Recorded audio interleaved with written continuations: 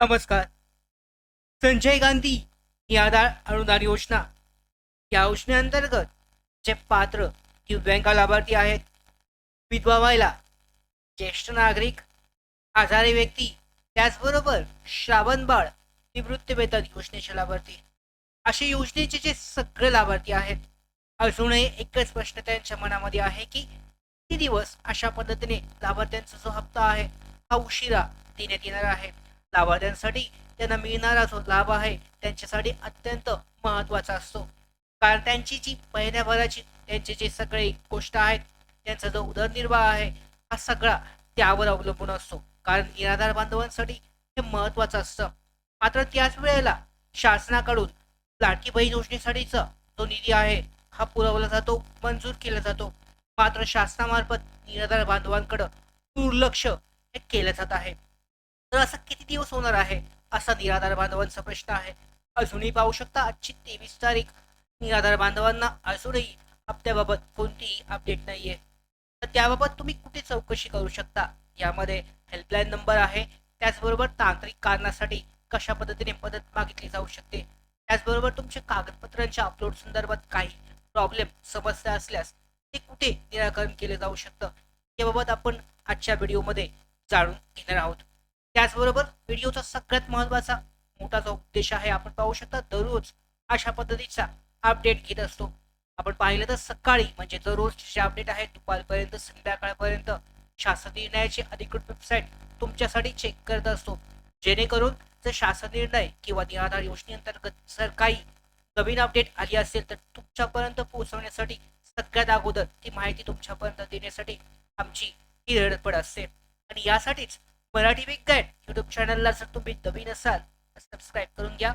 त्याचबरोबर बेल आयकॉनला सुद्धा क्लिक करा, म्हणजे सगळ्या ज्या महत्त्वाच्या ज्या अशा अपडेट आहेत तुमच्यापर्यंत आम्ही पोहोचवण्याचा प्रयत्न करतो तर तुमच्यापर्यंत वेळेवर पोहोचतील. तर व्हिडिओला सुरुवात करूयात. महत्त्वाचा जो विषय आहे, निराधार योजनेअंतर्गत तुमच्या काही समस्या असतील आणि तुमच्या तालुका लेवलला, तहसील लेवलला जर त्या समस्यांचं निराकरण होत नसेल तर तुमच्याकडे 2 ते 3 ऑप्शन आहेत. पहिला पर्याय जो आहे, पाहू शकता तुमच्या समोर मी स्क्रीनवर हेल्पलाईन नंबर तुम्हाला दाखवतो, त्यावर तुम्ही संपर्क करू शकता. काहीही अडचण असेल तर त्यावर तुम्ही संपर्क करून विचारू शकता. अर्थात प्रत्येक वेळेला तुमच्या समस्यांचं निराकरण होईल असं नाही, म्हणजे काही वेळेला तुमचं जी आहेत समाधानकारक उत्तरं मिळतील, काही वेळेला उडवाउडवीची उत्तरं सुद्धा मिळू शकतात. जसं की पाहू शकता, तुम्ही जर विचारलात निराधार योजनेसाठीचा जानेवारीचा हप्ता कधी येईल तर तुम्हाला असं सांगितलं जाईल की शासन निर्णय ज्या वेळेला जारी होईल त्याच्यानंतर 10 ते 15 दिवसामध्ये हप्ता जमा होईल.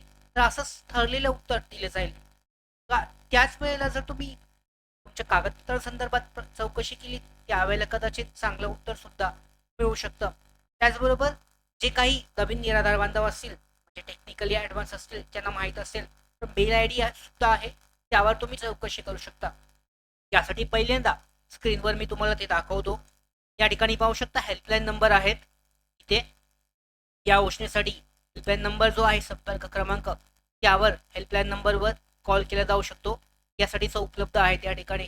ही जी वेबसाईट आहे विशेषतः या योजनेसाठीची डीबीटी पोर्टल, तर या पोर्टलवरच अपडेट दिली जाते जेव्हा लाभार्थ्यांना पेन्शनचे आहे जमा केली जाते. आणि तांत्रिक हेल्पलाईन नंबरसाठी सुद्धा यावर जो नंबर आहे हेल्पलाईन नंबर हा उपलब्ध आहे, त्यावर तुम्ही संपर्क करू शकता. दोन्ही नंबर आहेत, त्याचबरोबर हेल्पलाईन नंबर सुद्धा यावर उपलब्ध आहे. या ठिकाणी तो चेक केला जाऊ शकतो, शेवटी सुद्धा दिलाय आणि सुरुवातीला वरती टॉपला एकदम सुद्धा दिलेला आहे.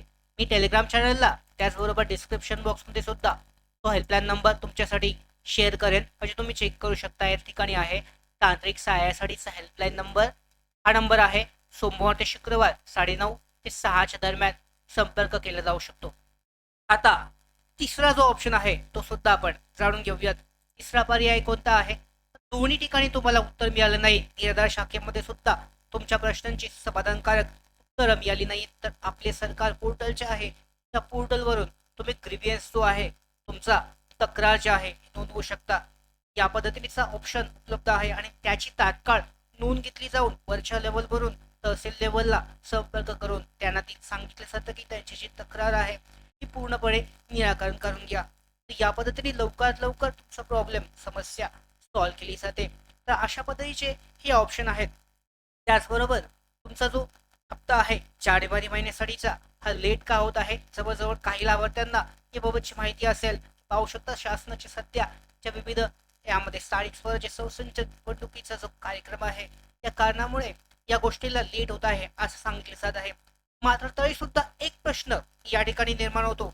ज्या वेळेला तुम्ही लाडकी बहीण योजनेसाठी निधीची तरतूद करू शकता, त्यासाठीचा हप्ता तुम्ही देऊ शकता, मात्र फक्त निराधार योजनेअंतर्गत जी काही प्रक्रिया आहे ती करण्यासाठी अशा पद्धतीची कारणं दिली जातात. जी काही जुनी योजना आहे या अगोदरपासून निराधार बांधवांसाठी सुरू असून सुद्धा अशा पद्धतीची कारणं देऊन त्यांचा जो हप्ता आहे हा लेट दिला जातो. खऱ्या अर्थाने पाहू शकता या ठिकाणी अन्याय जो आहे हा निराधार बांधवांवर सध्या तरी पाहायला मिळत आहे. अपेक्षा आहे की शासनाकडून येत्या 6 ते 7 दिवसामध्ये 7 ते 8 दिवसामध्ये काहीतरी निर्णय होऊन सॅस पोर्टलवर ज्या पद्धतीने गेल्यावर महिन्यामध्ये अपडेट आली होती आणि हप्ता जो आहे निराधार बांधवांचा जमा झाला होता. अपेक्षा आहे की याच महिन्यामध्ये सुद्धा अशा पद्धतीचे अपडेट होऊ शकते. मात्र खरं सांगायचं म्हटलं तर जे निराधार बांधव आहेत, जे काही सबस्क्रायबर आहेत, व्ह्युअर्स आहेत, त्यांना सगळ्यात महत्वाची खरी गोष्ट यामध्ये एकदम क्लिअरली सांगायचं झालं तर हप्ता जो आहे पुढच्या महिन्याच्या सुरुवातीला 3 ते 4 दिवसांमध्ये मिळण्याची सगळ्यात जास्त शक्यता दिसते. मात्र तरी सुद्धा आपण दररोज तुमच्यासाठी ज्या काही अपडेट आहेत, दररोजच्या दिवसभराच्या घडामोडी निराधार योजनेअंतर्गत जर काही हालचाली होत असतील तर तुमच्यापर्यंत पोहोचवण्याचा आमचा प्रयत्न असतो आणि त्या 100% आम्ही दररोज आशा करत असतो. तर दररोज आपण अशा अपडेट घेत असतो. योजनेअंतर्गत जर काही अशी अपडेट मिळाली, लवकर येण्याची शक्यता असली, ती सुद्धा तुमच्यापर्यंत पोहोचवणार आहोतच आपण. तर अशा पद्धतीने सध्याच्या स्थिती आहे. एक गोष्ट राहिली आपली कागदपत्र जे आहेत, तुमचं काही प्रॉब्लेम असेल तर पाहू शकता. आता नवीन ज्या वेळेला आर्थिक वर्ष सुरू होतं मार्चमध्ये, एप्रिल नंतर त्याच्या अगोदर तुम्हाला पुन्हा एकदा नवीन कागदपत्र जे आहेत तुमचा यामध्ये ह्याचा दाखला असतो, लाईफ सर्टिफिकेट असतं, जीवन प्रमाणपत्र, त्याचबरोबर इतर जे सगळी कागदपत्र तुम्हाला पुन्हा एकदा जमा करावी लागतात. तर याबाबत तुमच्या जर जिल्हा तहसील कार्यालयाअंतर्गत परिपत्रक झालं असेल, तुम्ही त्या ठिकाणी जाऊन तुमची कागदपत्र जमा करू शकता. आता जर तुमच्या तहसील कार्यालयाअंतर्गत तुमचं जर परिपत्रक जर आलं नसेल तर त्या ठिकाणी तुम्हाला कागदपत्र आत्ता लगेच येण्याची अपेक्षा नाहीये. मात्र तरी सुद्धा शासनावर आपल्या सुद्धा आपण निवेदनं दिलेली आहेत की जे लाभार्थी आहेत त्यांना जाणं शक्य नसतं.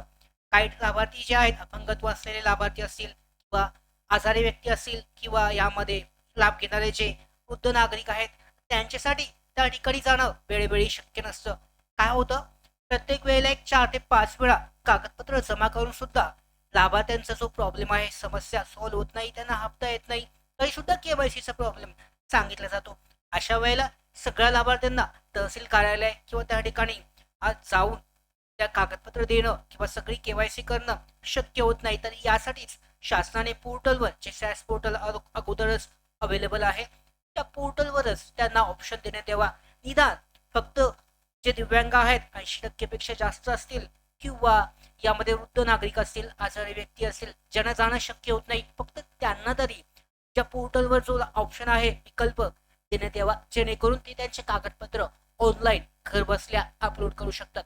पेक्षा आहे शासनाचा आपला जो आवाज आहे या योजनेचा या युट्यूब चॅनल मार्फत शासनापर्यंत पोहोचेल आणि शासन लवकरच पोर्टल बाबतचं काहीतरी अपडेट घेईल केवायसी बाबतची, अशी अपेक्षा आहे. तर अशा पद्धतीने आजच्या या व्हिडिओमध्ये आपण महत्त्वाच्या ज्या अपडेट पाहिलेत, दररोज आपण अपडेट घेत असतो. आमच्यासाठीच्या दररोज संध्याकाळच्या ज्या अपडेट आहेत त्या मिळवण्यासाठी अशाच मराठी बिग गाईड युट्यूब चॅनलला सबस्क्राईब करा. धन्यवाद.